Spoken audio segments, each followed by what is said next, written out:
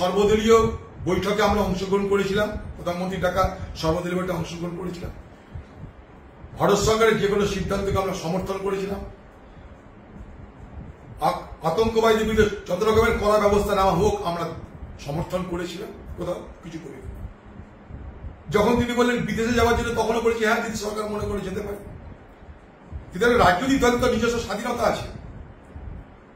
আমি কথা বলছি না যে আমাদের দলে বা কোনো দলের কারোর যোগ্যতার কোনো কম আছে, কথা আমি একবারও বলছি না। কিন্তু যখন রাজনৈতিক দল, যখন পার্লামেন্টের কিছুগুলো প্রোটোকল আছে, নিয়ম আছে। আমরা সাধারণত কি জানি যে দলের প্রতিনিধি যাবে যেখানে, সেই দলকে বলে দেওয়া হয় যে আপনাদের দল থেকে আমরা প্রতিনিধি নেব, আপনারা নাম বলুন, এটা করা হয়। এবার দেখলাম অদ্ভুত, সরকার নিজে থেকে তাদের দলের কে পছন্দ কে অপছন্দের ব্যক্তি তাদের তালিকা তৈরি করে দিয়েছে, প্রত্যেক দলের জন্য সেটা প্রয়োগ করছে।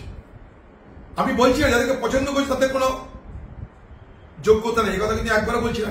অবশ্যই যোগ্যতা আছে, কিন্তু এমন দৃশ্য দেখা যায়নি যে বিজেপি সরকার ঠিক করছে এই সরকারের পছন্দ মতন কোন ব্যক্তি আছে কোন দলে, যাদেরকে নিয়ে গেলে পর্তা পড়বে, সুবিধা হবে, তাদেরকে তারা কল ডাকছে।